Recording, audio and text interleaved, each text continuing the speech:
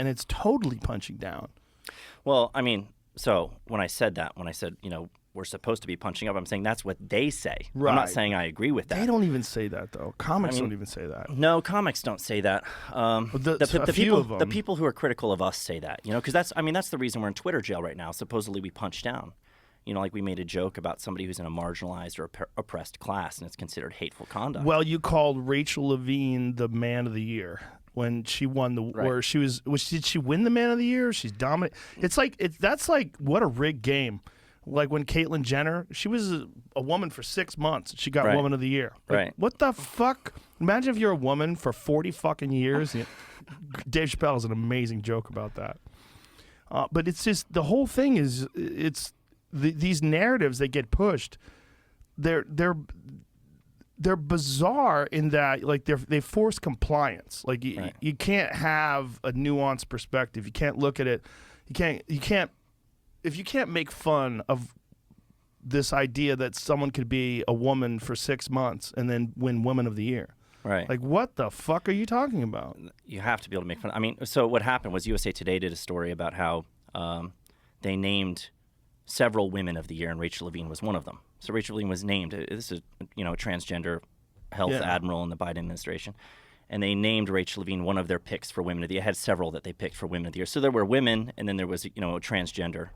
And we did a joke about how Rachel Levine was our pick for Man of the Year. Right. And, that was considered misgendering by Twitter's policy, which is hateful conduct under their policy. So unless you delete that, you guys are in Twitter jail. Unless and until we click delete on that tweet, we're in Twitter jail. And this is the problem. It's like the delete button says, you acknowledge that you engaged in hateful conduct when you click delete. And I'm like, the reason I refuse to click the button is because I don't agree that I engaged in it. Well, first of all, I agree with you. Going back to what you said a moment ago, like, comedy should be funny, right? Right. Like when we're sitting there trying to think of jokes, like the thing that should be going through our head is this funny? That's the question we should be asking ourselves. Right. Is this funny?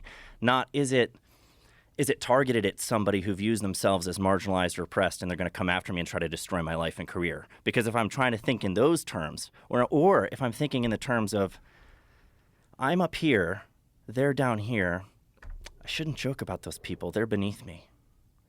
Like that's so condescending to have that thought. Yeah. And if I was in a marginalized community, if I try to put myself in the shoes of somebody who's considered marginalized today, I wouldn't want anybody trying to protect me from jokes. Like I can't handle it. Like my skin is too thin to handle a joke. Yeah. Like that's condescending too. But it's that thing where, my friend Morgan Murphy is kicked off Twitter forever too, because she got in some sort of a debate. I don't remember who it was about, but she was basically she's a feminist, and her problem was that transgender women are entering into these female spaces and sort of dominating them with these almost like male perspectives on female issues.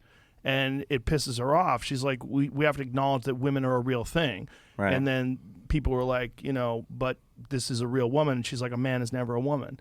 And she posted that on Twitter, and they said, this is hate speech. This is your whatever you're doing. You're misgendering. And so they banned her for life, forever, for that, which is crazy. The fucking Taliban is still on Twitter. I know. Well, there's there's so many things that you can say, and this is where it's weird. The content moderation conversation is a big conversation that needs to be had when you're talking about like, well, what should these platforms be concerned with when they're talking about content moderation? Right.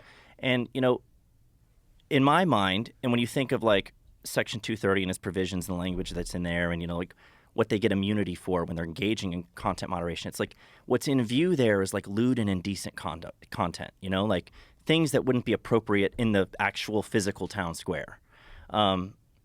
Death threats and things like that, stuff that's like not even lawful speech. I mean, obviously, there's a place for like taking that kind of stuff down. Terrible harassment where you're like sending somebody to somebody's address and telling them to go kill that person. I mean, there's obviously things that should be moderated, but what you see is so much of that stays in place, especially if it's aimed at the targets that are acceptable to harass. If it's aimed at the right. Yeah, so much that remains in place, but then opinions like, okay, you see like, like a family-friendly drag show that kids are like tipping these dancers and stuff like that, and you call that grooming behavior.